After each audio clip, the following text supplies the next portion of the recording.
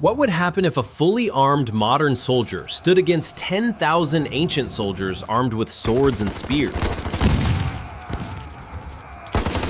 This is one of those questions that has probably crossed everyone's mind at least once, and maybe you've simulated this battle in your imagination. But in this video from Animato, we're going to break this scenario down with precise calculations and see whether our one-man modern army actually has any real chance against 10,000 ancient warriors. It's very important what kind of army we summon. Roman legionaries? Vikings? Genghis Khan's cavalry? Ancient Arab forces? The army of Cyrus the Great? Let's not overcomplicate it. We'll choose one of the most disciplined and tactically organized forces in history, Roman legionaries.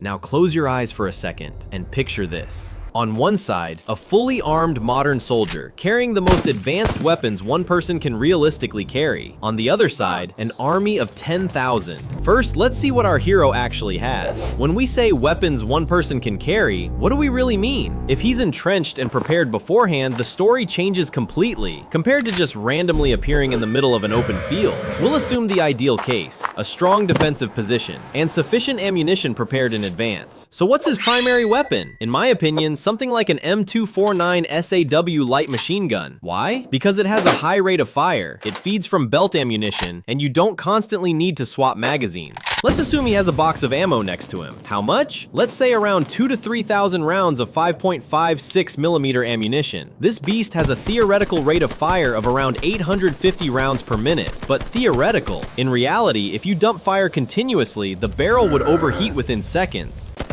In practice, to maintain accuracy and prevent damage, you fire in short, controlled bursts, maybe around 100 to 200 effective rounds per minute.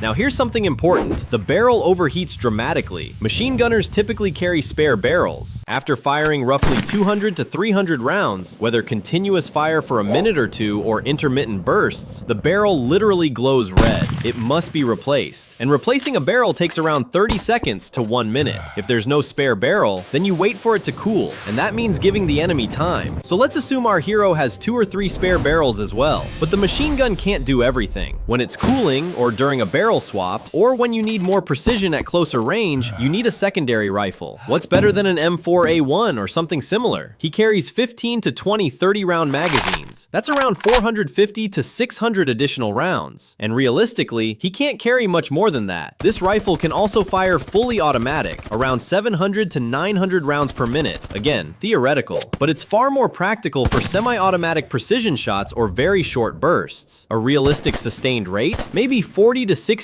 accurate rounds per minute. It also overheats after several hundred rounds, but not as quickly or severely as the machine gun. What else does he have? Grenades. And these little explosive devices can be incredibly effective, especially against dense formations. Let's say 4 or 5 standard M67 grenades. Each one can be lethal within about 5 meters and cause serious casualties within 15. If the enemy is packed together like ants, a single grenade could easily take out 10, maybe 15 soldiers. And finally, when all primary ammunition is gone and the enemy is at arm's length, a sidearm, something like a Glock 17 or a Beretta M9, 5 or 6 magazines, 15 to 17 rounds each. That's around 80 to 100 rounds for absolute last defense. But this is truly for the final moment. Under that kind of pressure, maybe 2 to 3 seconds are needed for each accurate shot. All right, equipment is set. Now let's enter the battlefield.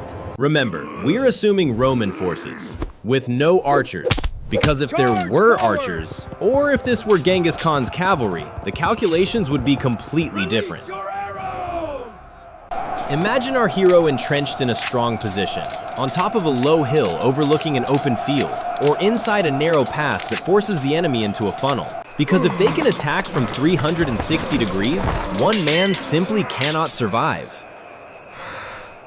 The army of 10,000 appears in the distance, a massive black wave moving toward him, at first slowly, then accelerating. Let's assume they run at about 15 kilometers per hour. In reality, it would be slower, due to armor, terrain, and obstacles, but we'll use this estimate. Phase 1, 800 to 400 meters.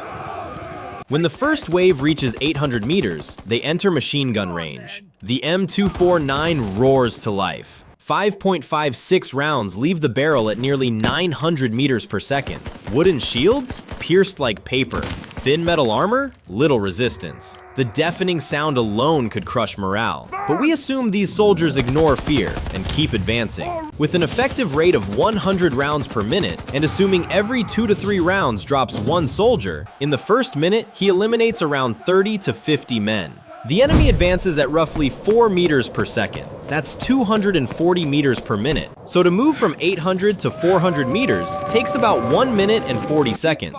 In that time, including one barrel swap, he could eliminate another 100 to 150 soldiers. Phase 2, 400 to 100 meters.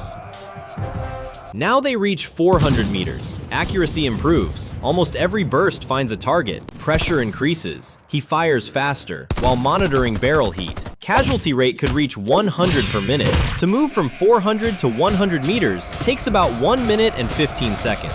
In that window, with another barrel change, around 200 more are eliminated. But now a problem emerges. In front of the advancing army, a pile of bodies begins forming. If each body averages 30 centimeters in height, after 300 to 400 casualties in a narrow corridor, that pile becomes 1 to 1.5 meters high, a horrifying physical barrier. Those behind must climb over it. Speed drops, maybe cut in half, 2 meters per second. Phase 3, 100 meters to close contact. They reach 100 meters.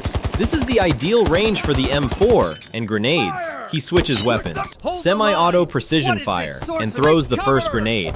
Boom! Explosion, screams, fragments. Each grenade incapacitates around 20 soldiers. 5 grenades? Roughly 100 more out of action. The machine gun re-enters the fight after cooling. At this distance, nearly every round hits, but pressure is extreme. Hands sweating, heart pounding, the smell of blood and gunpowder everywhere. Let's assume 2,000 additional rounds are fired in this final phase. At close range, maybe every 1.5 rounds kills one soldier. That's roughly 1,300 more casualties. Total so far, 150 in Phase 1, 200 in Phase 2, 100 from grenades, 1,300 in Phase 3, approximately 1,750 dead. They occupy around 850 square meters of ground. If the front width is 20 meters, that's a 40-meter long mound of bodies. Height? Now possibly 2, 3, even 4 meters tall. A mountain of flesh and armor.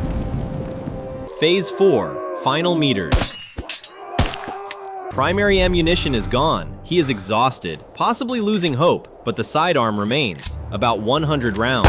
Over 8,000 enemies still alive, climbing the mountain of corpses. Slowly, slipping, struggling. He fires. Each shot drops one more. Another 100 fall. Total casualties? About 1,850. 18% of the army, but over 8,000 remain. No ammunition left. Only a knife.